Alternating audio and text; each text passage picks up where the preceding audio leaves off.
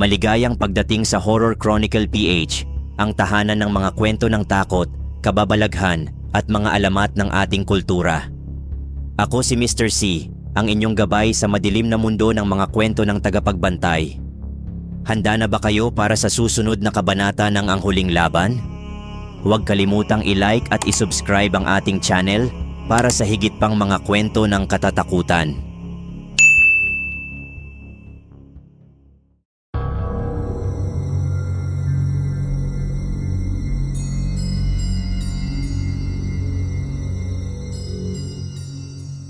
Sa ilalim ng lumang templo, natatagpuan ng tagapagbantay ang sagot na matagal nang itinago mula sa kanya.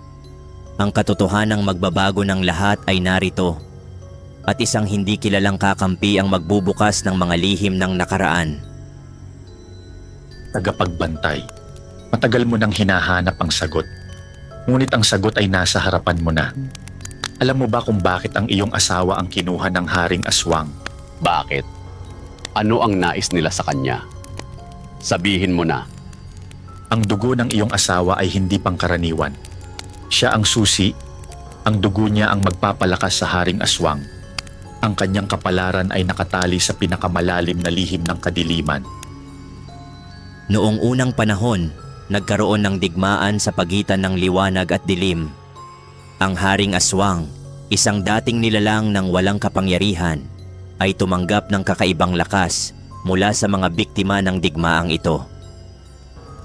Sa dugo ng kanyang mga biktima, natagpuan ng Haring Aswang ang kanyang kapangyarihan. Ngunit ang dugo ng iyong asawa, iyon ang huling sangkap na kailangan niya upang sakupin ang mundo ng mga tao. Ano ang ibig mong sabihin? Siya ba ang pipiliing susi ng kadiliman? Oo, tagapagbantay. Ang dugo ng iyong asawa ay magbibigay buhay sa pinakamatinding plano ng Haring Aswang. Siya ang magiging kalasag ng kadiliman. Sa gitna ng madilim na kagubatan, isang kilabot ang biglang sumulpot. Ang sugo ng Haring Aswang, puno ng kasamaan at paghamak. Tagapagbantay, hinahanap mo ba ang iyong asawa? Siya ay malayo na sa iyo ngayon. Mas mabuti pang itigil mo na ang iyong misyon. Huwag kang magdaldal ng kasinungalingan! Lalabanan ko kayo at ililigtas ko siya! Huwag mong isipin na matatakot mo ako! Hindi mo siya maililigtas. Bawat araw na lumilipas, siya'y nagiging isa sa amin, sa kadiliman. Ang mga salita ng sugo ay nagpapahiwatig ng mas matinding dilim na paparating. Ngunit ang tagapagbantay ay hindi natitinag. Alam niyang kailangan niyang kumilos bago maging huli ang lahat. Sa harap ng dalawang landas, ang puso ng tagapagbantay ay puno ng pighati. Ililigtas ba niya ang kanyang asawa o pipigilan ang pagsiklab ng kadiliman? Kung ililigtas ko siya ngayon, maaaring magdusa ang buong mundo. Ngunit, hindi ko siya kayang pabayaan. Siya ang dahilan kung bakit ako lumalaban. Ang bawat hakbang ay may kapalit, tagapagbantay. Ililigtas mo siya o ililigtas mo ang lahat, piliin mo ang daan na pinaniniwalaan mong tama. Gagawin ko ang lahat. Hindi ako titigil.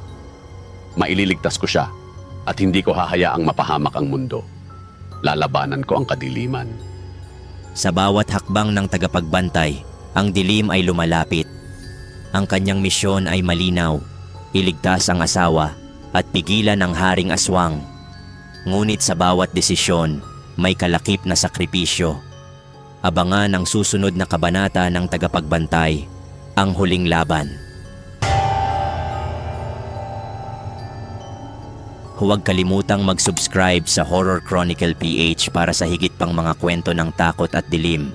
I-like ang video at abangan ang susunod na episode. Ang laban ay nagsisimula pa lamang.